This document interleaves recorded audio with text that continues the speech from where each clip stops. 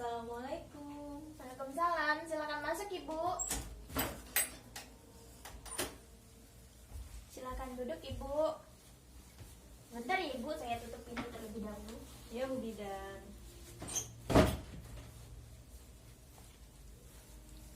Sebelumnya perkenalkan, saya Bidan Ulia yang bertugas pada siang hari ini. Sebelumnya ini dengan Ibu siapa? Ibu Marisa Bu Bidan. Ibu Manisa. Ibu Manisa umurnya berapa? 27. 27. Dari mana Ibu? Jana Pria Bu. Oh, dari Jana Pria ya. Nah, sebelumnya ada yang bisa saya bantu Ibu Manisa? Gini Bu Bidan, kan kemarin itu sebelumnya itu saya melahirkan anak pertama saya itu secara operasi Bu. Terus yang kehamilan yang kedua ini saya ingin persalinan saya itu dengan cara normal Ibu. Apakah bisa ya Bu ya? Jadi kita konselin dulu ya Bu ya. Iya. Jadi ini disebut kalau di dunia kesehatan, di tenaga medis namanya itu PBAC. PBAC ini Bu kepanjangan dari vaginal birth after cesarean. Jadi di sini adalah proses melahirkan pervaginan setelah pernah melakukan operasi sesar seperti yang Ibu tadi bilang. Nah di sini ada pun keuntungannya Ibu mortalitas maternal lebih rendah. Terus yang selanjutnya proses pemulihan lebih cepat. Terus yang selanjutnya menurunkan resiko komplikasi. Terus yang selanjutnya di sini menurunkan resiko dampak buruk kehamilan berikutnya. Ada juga rendahnya tingkat kejadian trombosis vena. Terus yang terakhir di sini meningkatkan bonding atau ikatan kasih sayang antara ibu dan janin. Terus di sini pun ada yang faktor-faktor yang mempengaruhi keberhasilan dari PBAC tersebut Ibu. Yang pertama, riwayat persalinan normal sebelum SC. Terus yang kedua, paritas atau persalinan lebih dari 2 kali. Terus di sini ada berat janin, ada usia ibu, terus ada tinggi badan ibu, terus yang terakhir itu ada jarak kehamilan. Sebelumnya di sini usia kehamilan usia anak yang terakhir berapa Ibu? 2 tahun Ibu. Oke. Selanjutnya kita lanjut ya Bu ya. Ya Bu Bidan. Adapun di sini indikasi PBAC atau syarat-syarat diperbolehkan PBAC tersebut. Yang pertama itu tulang panggul ibu itu harus berukuran lebih besar. Terus ukuran berat badan bayi itu harus normal Ibu, yang tidak boleh terlalu besar atau obesitas. Terus yang selanjutnya itu posisi bayi itu harus normal juga, nggak boleh kepalanya itu harus di bawah, nggak boleh sungsang. Terus yang selanjutnya itu garis sayatan operasi SC yang dulu itu pada rahim letaknya rendah dan arahnya itu melintang atau horizontal gitu Bu. Terus yang selanjutnya itu hanya mengandung 1 bayi dan hanya 1 kali operasi SC sebelumnya dan bukan dengan sayatan vertikal.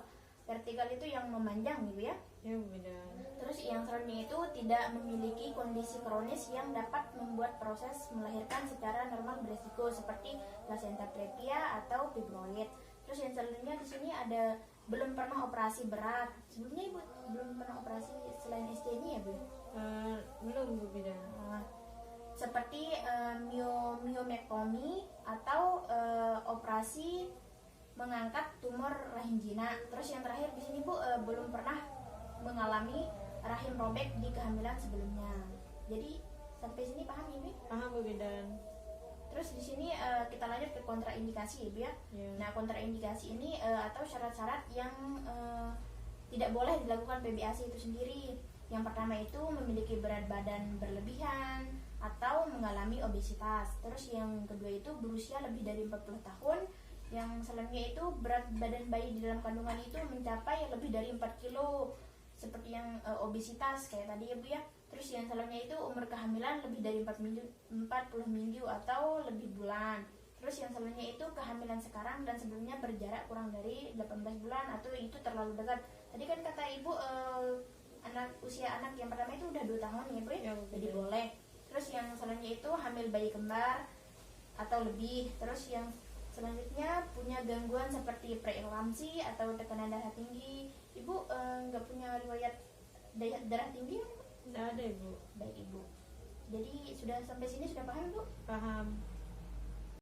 Baik, kalau Ibu sudah paham, kita lanjut lagi ya Bu ya. Ya Bu Bidan. Di sini ada kontraindikasi relatif PBAC. yaitu perut uteri multiple seperti 2 kali SC. Terus selanjutnya itu faktor lain yang berhubungan dengan resiko uteri lebih dari 1%. Terus di sini ada risiko PBAC itu sendiri, Bu. Yang pertama, kegagalan melahirkan secara spontan dengan sempurna. Terus yang kedua, ruptur uteri atau perdarahan, infeksi, cacat pada bayi. Yang terakhir itu ada histerektomi.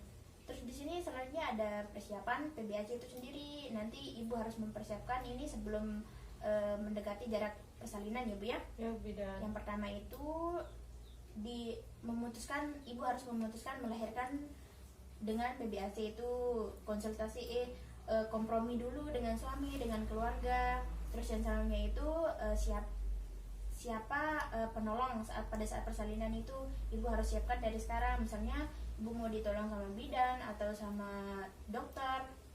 Yang jelas jangan dukun ya, Bu ya. Ya, Bu Bidan. Terus di sini selanjutnya itu tempat persalinan. Misalnya Ibu mau persalinan di Polindes, di PKM atau di rumah sakit.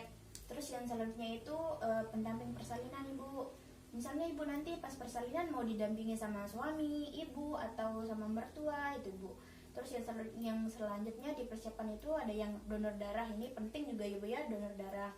Terus yang selanjutnya itu alat transportasi ke tempat persalinan nanti biar enggak terburu-buru. Terus yang selanjutnya itu ada biaya persalinan. Terus yang selanjutnya itu ada pengambil keputusan, contohnya kayak suami atau ibu. Terus yang